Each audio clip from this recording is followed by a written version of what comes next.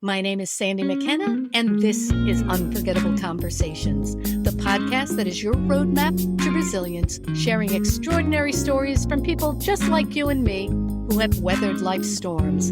You'll find inspiration and motivation in every episode. Have you ever thought of packing up everything and moving to another country? My guests today did just that. You'll learn why they did it, how they did it, and what you need to know if you want to move to another country. Now let's get this conversation started. Good morning to Sue and Diana, friends of mine from when I used to travel all the time. That's actually how we met. And when most of us stopped traveling during the pandemic because there was no traveling, they literally up and moved across the pond. I want to hear the story because I don't know the story. I know that you were planning it and I know that you ended up going to Portugal, but I don't know how that conversation began between the two of you. Like, who started it and why did you think moving to Portugal in the middle of a pandemic was a good idea? And you've got cats together, you have a family. So how did all of that come about? And what did your families think? That's a lot of questions. Yeah. Start at the beginning. First of all, when did we start thinking about the potential of moving out of the country? That started a long time ago. We had always talked about the possibility of moving somewhere in Europe because, like you, we love to travel. And we thought living on the other side of the world would really afford us the possibilities of traveling to a lot of places a lot easier and a lot more affordably, honestly. And so that was something that was always in the back of our mind. I think what held us back for as long as it did was me, because I would lived in Chicago my entire life, traveled all over the world, but I never lived anywhere else. So after a series of coincidences and I guess being in the right place at the right time and all of those things, someone approached us and asked us if we wanted to sell our house in Chicago. It was like something we thought about, of course, but we weren't thinking about it that day. When all that started to happen, we were kind of like, okay, that's great. We could sell our house, but where are we going to go? You know, so that's when I started panicking, like, oh my gosh, we're going to move out of Chicago. And so we said, let's take a small step first. And so we started doing a lot of exploration in the U.S. as to where we could live our first step, away, from Chicago. So not too far from her relatives. Right. It's like somewhere that would be still close enough that we could visit easily. And so we narrowed it down to a couple places that were in the Midwest and ultimately chose Madison, Wisconsin, because it was 2 hours away from Chicago, easy to get back and forth. So that was our first foray to that. Baby step. Before we actually moved to Wisconsin, I had been on a press trip to the center of Portugal. And it was really odd because we landed in Lisbon and then we drove less than an hour to get to a really small medieval town, a walled city that's called Óbidos. And you know how it is when you travel, you've got a little bit of jet lag, you're a little tired, but you're a little excited. You're in somewhere new. And as soon as I got out of the car and started walking around there, I said, oh my gosh, this is a really, really special place. And it's wonderful. Some of the other folks went back and took a rest at the hotel. And I said, no, I have to start going down. I walked all around the town. I had my first patis, the little custard tart that everyone loves here so much. And I said, oh my gosh, the people here are lovely. The food here is lovely. Sometimes when you travel a place and you automatically feel like you're home, that was the instant feel. So I got on my phone and called Diana, who was still in Chicago, and said, I think I could live here. I'm always ready with a suitcase. I've lived a few more places than Sue, and I have always wanted to live in Europe. And so we were just, I think, ultimately destined. It was a matter of when and how. Yeah. And after she had the revelation, I guess, that she could live in Portugal, I jumped on it. And we had a couple of other trips here after that, drove the country from top to bottom, said, yep, this is the place for us. And then, of course, the pandemic hit, which slowed everything down. It's a long process. There's a lot of paperwork. There's a lot of coordination. There are a lot of things you do. As you mentioned, we have 2 cats. And honestly, some of the most anxiety provoking parts of moving were getting the cats ready and all of their paperwork, because they have a much more tight time frame on certain things that are only good for 10 days. And you have to be able to fly them during certain seasons when the weather is neither too hot nor too cold, yada, yada. So we kind of put it off for a while, and it does take considerable time to get through the process anyway. And as Sandy, as you mentioned, we were in the pandemic at the time. So that also put time constraints on certain things we needed to get done in terms of trying to get to official places that weren't open or getting somebody to sign something, all these types of things. And eventually we got all our stuff together. And once we began the official process, actually it went rather smoothly for us. So we were fortunate. We got our visas within a month. We had been told to wait 2 months, sometimes longer and so on. But we had ours within a month, which was surprising. We had to actually do a little planning for getting out a little bit sooner than we had planned, but not as soon as we wanted, if that makes sense. And looking back at it, it was a little bit of a panic because it was like, okay, now we have to actually figure out how do we get rid of the stuff that we have in Wisconsin? What are we going to take with us or ship? And how are we going to get this all done in really a lot less time than we thought we had at that time, although that changed, as the pandemic went on. One of the first steps is you have to come to the immigration office and have an appointment where they go through all your paperwork. And then if everything goes well, you sign something and they take a picture of you and you get your residency card. Well, our appointment with that office was on Friday of the week that we flew in on Tuesday. So a lot of people have many, many months between those two things. We had 4 or 5 days. There are things that you need to finish when you get here. You have a bank account, but you need to get the ATM card, you need to get a phone, all kind of logistical things that happen. And plus you're moving into a new place and all those things to have to say, okay, now, make sure you get all these things done to get to this appointment. And frankly, we thought about moving the appointment and going later because again, the pandemic was happening and everything was locked down pretty tight here. We could still come in because we had the visa, but we went back and forth and everyone said, you have an appointment, immigration, whatever you do, do not change it because you don't know when it's going to get rescheduled. They just kind of closed off appointments. We were fortunate that we got one. So it's like, okay, we're going. The timing was right for the cats. The timing was right for us. Diana and I both made like lists upon lists of what had to get done and what, date and how are we going to physically do this work. How do you physically do it? How do you decide what to bring? You had a well-established life in the United States. How do you say, well, we'll leave this behind or we can bring this or what do you bring?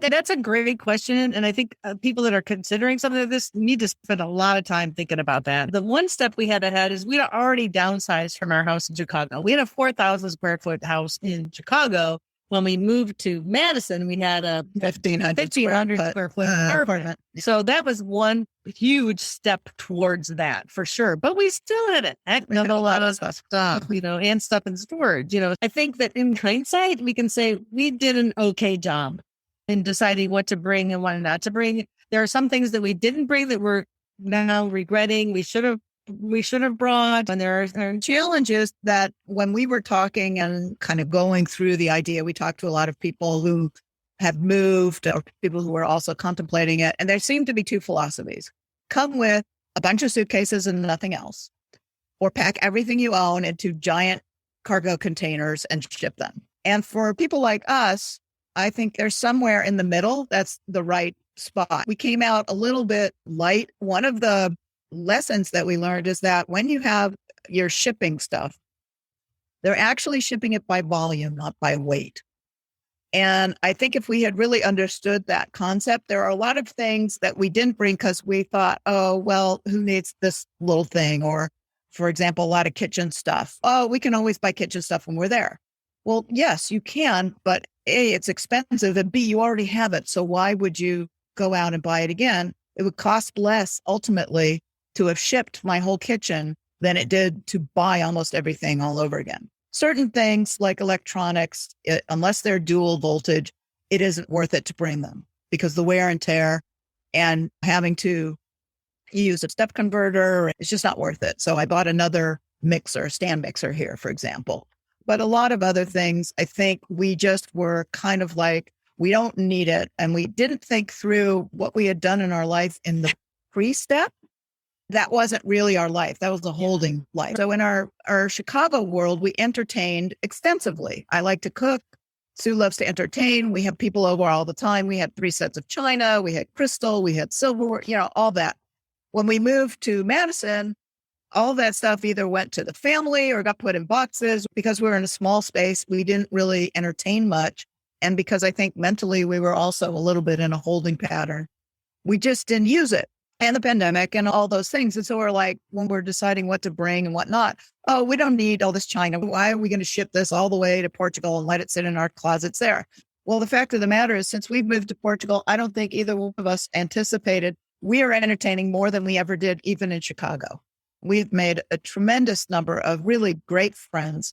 And as we expand our language skills into Portuguese, we'll meet more Portuguese people and create more friendships. So that was a miss for us. We should have brought some of that stuff with us. As it is, no one really cares what you're eating on. The mentality here is much more people-centric and not so thing-centric, because most people live very modestly here. Tell me about the city that you chose and why you chose it. Right now, we're living in a city that's called Montestril, which is about 10-minute drive from Cascais, which is about 30 minutes, 40 minutes from Lisbon. We were right off what they call the Linha de Cascais, which is the train that runs along the sea from Lisbon all the way to the end of, which is Cascais.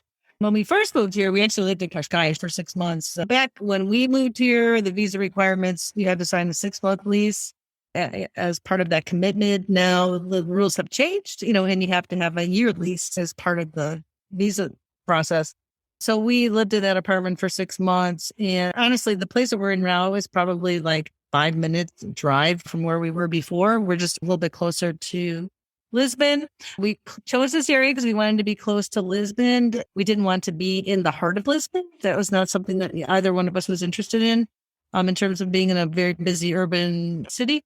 And we love the ocean. We walk down the hill in 15 minutes and we're on the beautiful Atlantic seacoast. There's a walkway that actually goes, a pedestrian area called the Paradão, that goes all the way from Lisbon to Cascais. If you wanted to, it's about 20 kilometers. You could walk literally the whole thing. We haven't done that, but we have walked extensively along the side, and the train, as she said, goes right along the coast. So it's really quite beautiful. And for beach people, the temperature here is very temperate. We originally moved to Cascais because we got some advice that your first few months are going to be spent doing administrative stuff. So don't make it hard on yourself. You may eventually want to move somewhere into the country, get a farm or whatever, all that romantic idea people have about moving to Portugal. But practically speaking, your first several months are going to be spent going in and out of the city, whichever city, because you don't necessarily know where you're going to get assigned, who's going to be your person for this appointment or that appointment. The idea was to be somewhere very convenient, close to the train or transportation. All of that administrative stuff didn't become an additional burden, simply getting to it timely and doing it. That's how we ended up in Cascais, really. And then looking around, we needed a little bit more space. It was a very tiny apartment. It was a great area, a great neighborhood, but we just needed some more space. So we found this spot in Montestril, which is still probably a temporary spot for us, but it's much more comfortable. And now we are able to sort of start living our life and then also continue to look for where might we want to put ourselves permanently. How do you fund a trip? It's not even a trip, a lifestyle like this, a complete life change. Can you still work? Are you retired? What does life look like for you now? Well, I'd say we are semi-retired, I guess. Working, but not as hard as you used to. We're going to obviously, we still have the travel list that we work through. I still am teaching. Dinah still does some consulting. We're remote workers. That way we're not digital nomads. So that's not our gig. I mean, we want to live here. There are different visas. So there are a lot of ways if somebody wanted to move to another country. Portugal has a variety of different visas. Some are for people who can show that they have a stream of income or enough savings to live off of without burdening the system. Some have work visas. There are student visas. There are business visas. There are visas where if you make a certain amount of investment in a variety of ways. So there's a lot of different options, and each country has its own set of visas, and you kind of have to look and see which one you qualify for or which one appeals to you. Some of them have certain limitations and so on, but every person that looks at it needs to consider their own individual circumstances and then determine whether or not they qualify, first of all, and then if that's on the terms that they want. For example, we actually thought at one point about moving to Canada They have a completely different system. It's point based, and there are certain things they really, really like and certain things they don't really like. Being older is not one of the things they like. They're looking for young entrepreneurs and tech workers. So people who are in a different stage of life might find a lot more appeal in moving to Canada. For us, the categories that were available, Portugal, aside from this being the place we wanted to go, suited us. We right away saw the category that we fit in. And so there wasn't a lot of decision making about that. It was more getting all of the administrative stuff done and the logistics and whatnot. I would say that moving out of the country, no differently than moving somewhere else in the country that you're living in, right? Takes a lot of research. It takes a lot of planning and taking a hard look at your budget, especially folks that are older, looking at your retirement, looking at pensions, whatever it is that you have in your portfolio. What do you have to live on and what's going to be coming down the road in terms of Social Security or whatever else people will have? And then looking, of course, at all your expenses, healthcare, insurance, rent, food, all those things that we do no matter where we live. We have to look at those things. Oh my gosh, there's been 1,000,001 articles written as of late on moving to Portugal. It seems to be coming up high on a lot of people's radar right now. I think anyone who's contemplating this kind of move, we say this all the time and everything we write is you need to read everyone's stuff, right? Absolutely. But you need to do your own research, because there's 1,000,001 Facebook groups out there that will have 1,000,001 people that have opinions and experiences, strong opinions, and they're right, you're wrong, whatever. Honestly, you need to make the calls. You need to come and visit and live here, stay for a few weeks, drive around places, see what it's like. What does it cost to buy groceries? Don't come here for a vacation and think that it's going to be like that all the time, because it's like if you decided to move from Florida to New York City, you wouldn't just say, oh, I love going to New York City. I love going to Broadway plays. I love going to the park and all these things. If you live there, your life wouldn't be like that. It's also a big and diverse country. Even though it's a small country, the north is completely different. The area around Porto, say, or Braga is completely like another world from either Lisbon or down in the south in the Algarve. There are weather considerations.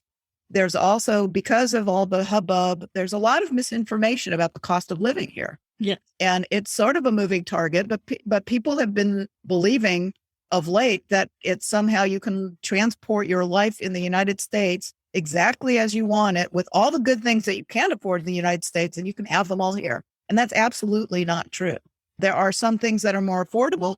There are some things like rent or buying a house that are absolutely not. I think people who think they're going to come here and suddenly it's Shangri-La are going to be disappointed, because it's like anywhere else in the world. There are wonderful things about it. There are other things that are challenging, and you have to know what your trade-offs are. And I think the only way to figure that out really is to do it yourself from a standpoint, as Sue said, as of a scouting trip, and to see what is really going on, because there's a lot of misinformation. There's a lot of marketing. There are a lot of people selling services. We can help you move and it'll cost you nothing. And then you see what nothing buys here. And it's the same thing nothing buys everywhere else. Nothing. I think that people do themselves a disservice when they don't do their homework and they come in with this, sort of rose-colored glasses, because there are a lot of people who move here like that and they don't stay. And I can't think of anything worse than going through the emotional trauma of upheaving your life and all that entails, the coming here and being disappointed and then having to go back and do it all over again. I can't imagine. In our book, it's really worth doing a bit of planning, look at things realistically, understand what the trade-offs are, and see if it works for you. For us, it worked beautifully. Once you moved and once you got there, what surprised you more than anything? What had you expected and what really wasn't what you expected?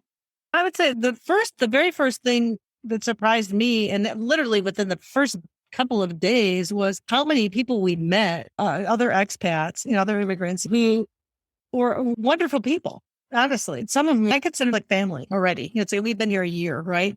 And that was a big surprise to me, because I figured we'd meet people when we're friendly enough, right? I think we're kind of fun. I didn't think we'd have trouble meeting people, but that we would find close friends that fast, was that kind of was amazing to me. And on the kind of more challenging side, the language is not a particularly easy language to learn.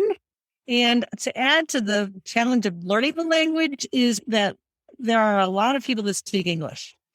And so that makes it more difficult because as soon as you start to try to speak Portuguese to them, they are like, okay, never mind. I speak English. Don't worry. Like, no, don't do that. Speak Portuguese to me. So we do a lot of that because the Portuguese are extremely hospitable.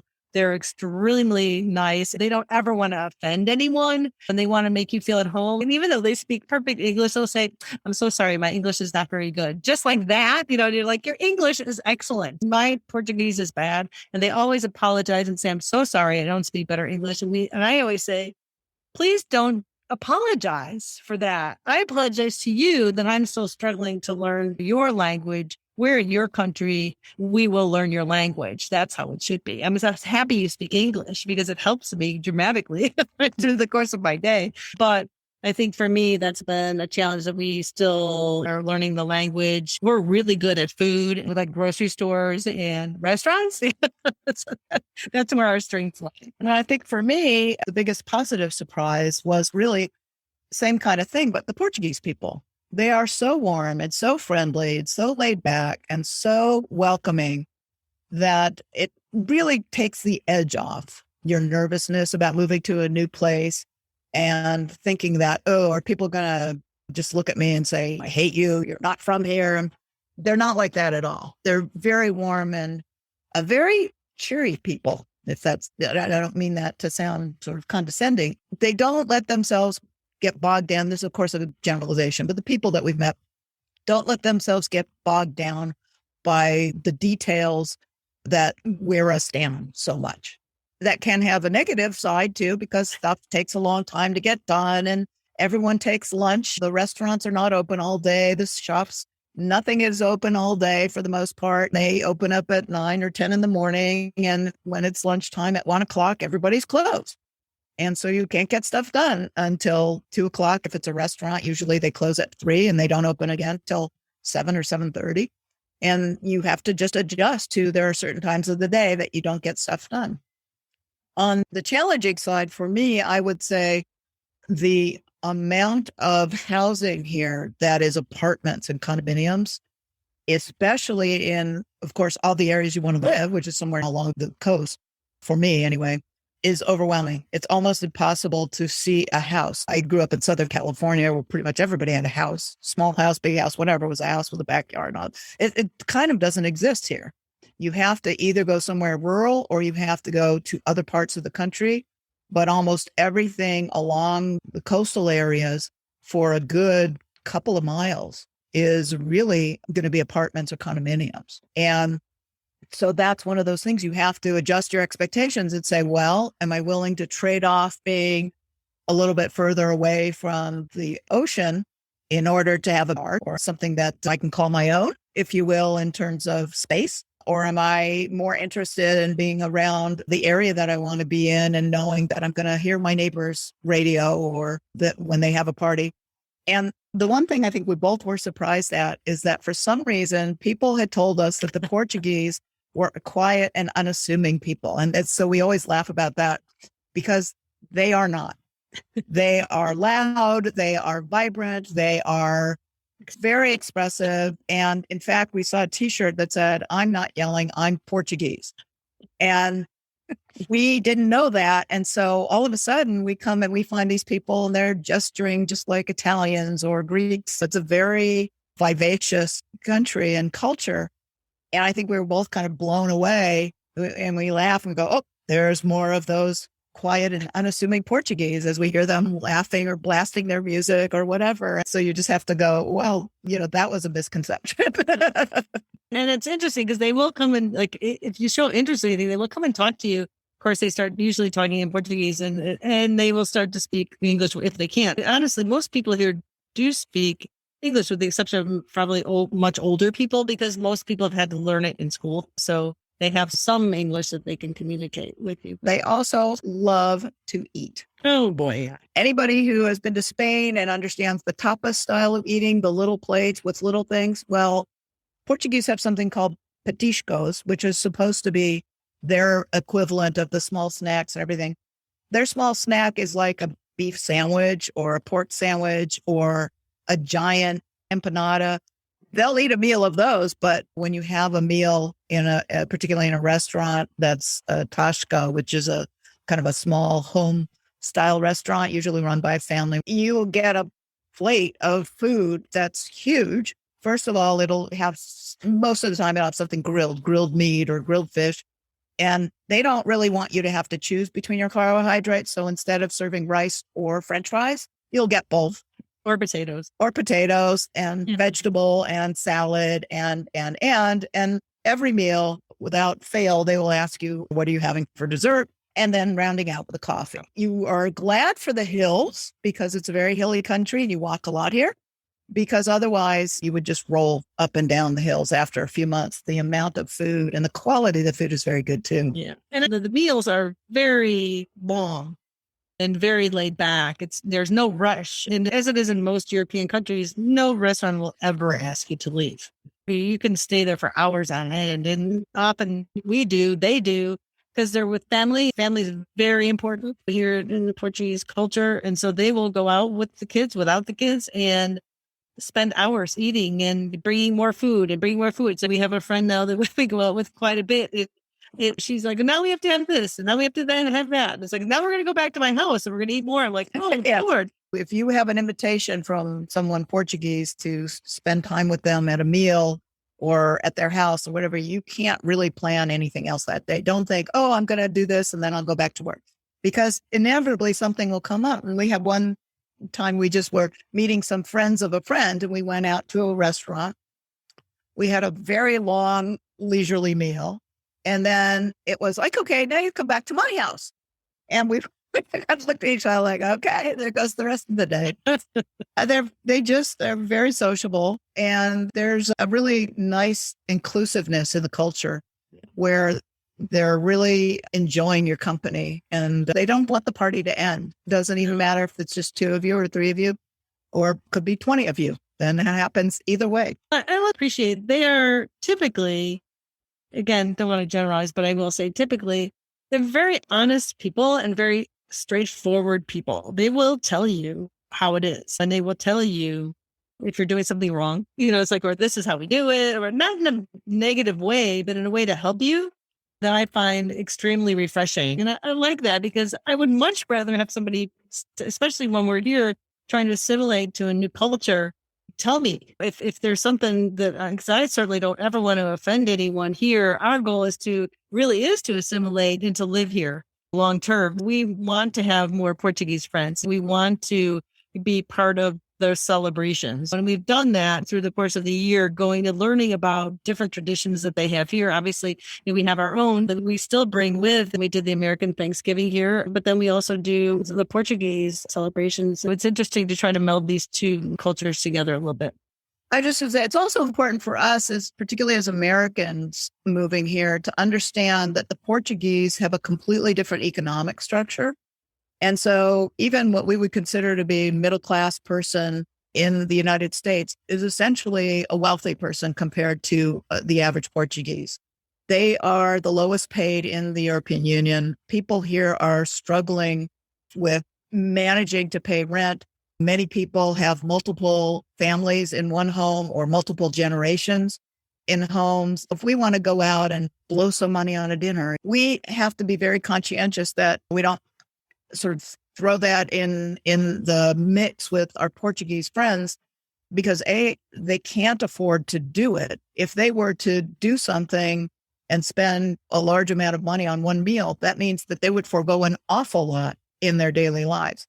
And we don't do that very much, but everybody has their own yardstick. And we know people from all strata. And so we try to be conscientious about never putting anyone, of particularly our Portuguese friends, in the position of feeling like they can't participate or they can't do something.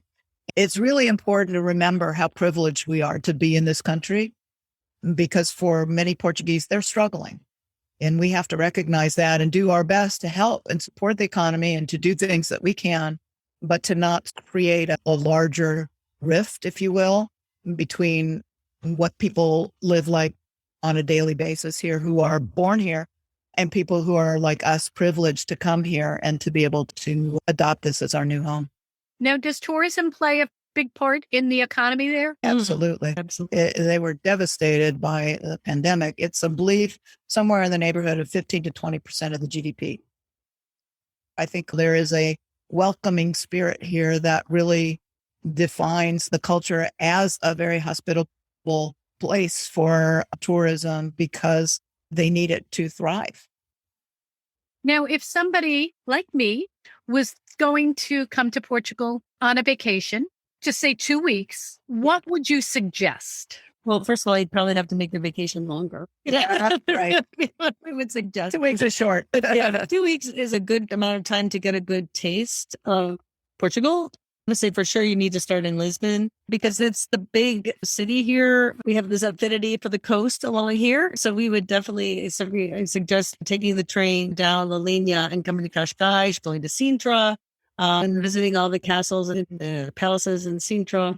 Like Diana mentioned earlier, there's such a diverse area in Portugal. It's from the town to the bottom. So then we're going to go to the south and experience warmer weather and everything they have to offer. And then, of course, up in Porto is wine country. Portugal is for wine lovers for sure. But I think some of this depends on what you're interested in and what you like. There are rural areas that are spectacular. There are historical areas. For example, in the Alentejo, there's a town called Évora, which has a Roman temple that looks like it's fake because it's just so well preserved. So if you like history, there are a lot of Roman ruins all over Portugal. There's an area where there's dinosaur remains. There are areas that are focused, for example, in the Douro region, which is the terraced areas that they grow the grapes in are spectacular to look at. And there's a river that runs through it, goes all the way to Spain. You could take a cruise on the Douro River. There's actually a part of Portugal that gets snow. If you go to the mountains, it's called Serra da Estrela. There's only one national park in Portugal, but there are reserve areas with tons of nature. There are tons of birds. If you're a bird watcher or if you like nature, there are just many, many things. And so it would kind of depend on what interests you. The train system is wonderful, so you can get around a lot of places, but you would have to pick and choose in 2 weeks what you wanted to see and where you wanted to go. So I would tell someone to do their research first. As Sue said, Lisbon is probably a must. But for me, growing up in California, I look at Portugal like California, but the size of Indiana. But the north is very much like San Francisco. It's cooler, it's greener because of the temperatures and so on. It's very creative. And the middle is where they grow a ton of stuff. Where we are in the Lisbon area is kind of like Los Angeles. We would be what would be the equivalent of Malibu or the beaches out there. And if you go further south, it's like Palm Springs or San Diego. Very, very warm, lots of citrus. And particularly people like the beaches there. It's got a very large British expat community because of the weather. I think people come from cold and foggy, rainy, and they're like, where's the hottest place you can go in Portugal? And that'd be down south. So then let's not forget, there's also the islands. yeah. Oh, yeah. Gosh, yeah, for which sure. are absolutely stunning. Madeira and the Azores are, that's another trip, honestly. Yeah. You could probably do another week in those two spots alone. So I think that's probably, you inspire me that I need to do some itineraries, right? Yes, absolutely. Well, we had a great experience.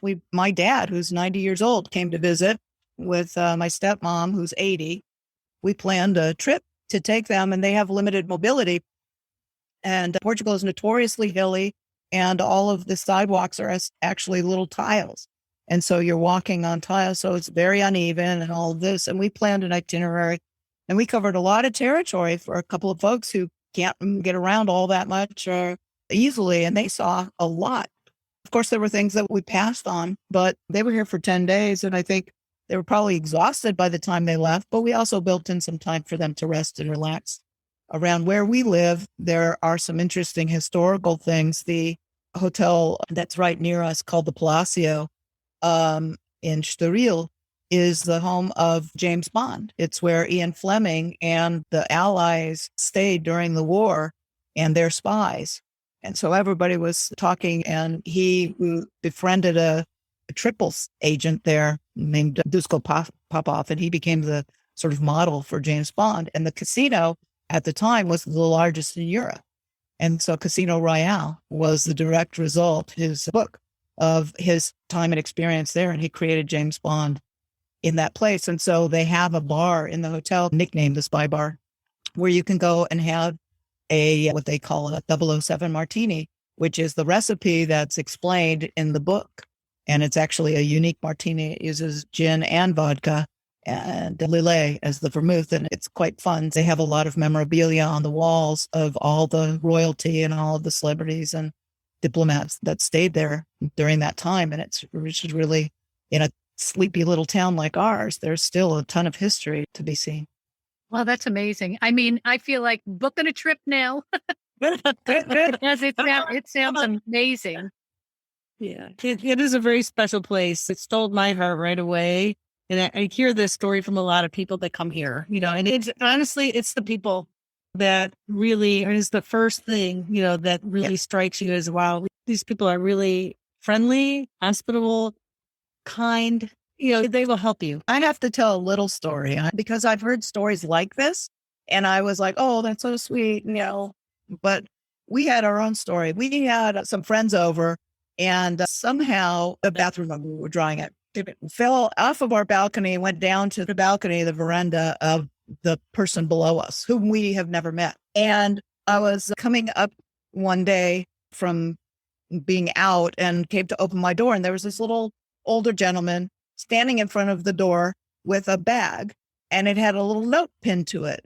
And he said something in Portuguese, which I didn't understand, but he handed me the bag and he was smiling and I smiled. And then he went in the elevator and disappeared. And I'm like, okay. And then I looked at it, and inside the bag was our little bathroom rug. And pinned to it was this note, which I had to go in and translate. And it said, hello, I am Antonio, whatever his name was. I live in the apartment below, and I believe this might be yours. And I wanted to bring it back to you. If it isn't yours, please bring it back to me and I will try to find its home. Thank you. And then he wrote his name. And I just thought, my goodness, how lovely that this person went out of his way to try and find the owner. And if it wasn't us, he would have gone to the next one, but he was right below us. So he figured the wind blew. And oftentimes you'll see stuff that it's very windy in Portugal. People don't know that, but we've heard stories about that. People who bring cakes over to someone who says they have a sweet tooth, or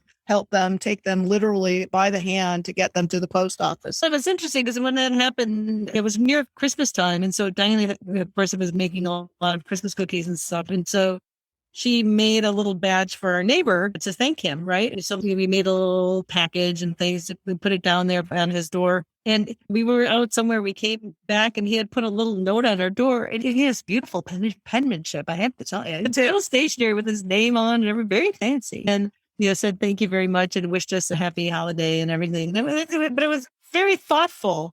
I didn't expect a response back. It's like, we were thanking you, you're done. It's like, no, I now need to thank you again. They're very kind that way. And we've been very blessed to have our experiences with the folks that we've met along the way, and we'll continue to meet along the way. Our goal is to add to the culture and add to the society here, not to live here and just, I don't even know what you would call it. We want to become fully as immersed in Portuguese culture as we can. And part of that means learning more about Portuguese culture. And you do that through the people and through the history. We read a lot. And every time you go out and people say, well, I'm single, you guys are a couple, it's totally different. But honestly, we know a ton of single people of all ages who come here on their own. And within a very short period of time, they find their people. They find the community they're looking for.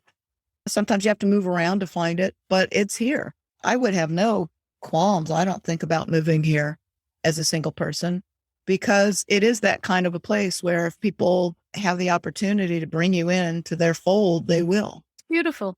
That's beautiful. I'm so glad. And, you're very much like that culture yourselves. So I can see why it's very appealing to you and why you're very appealing to the folks that you've met. Thank you, Sandy. That's very nice. Very nice of you to say.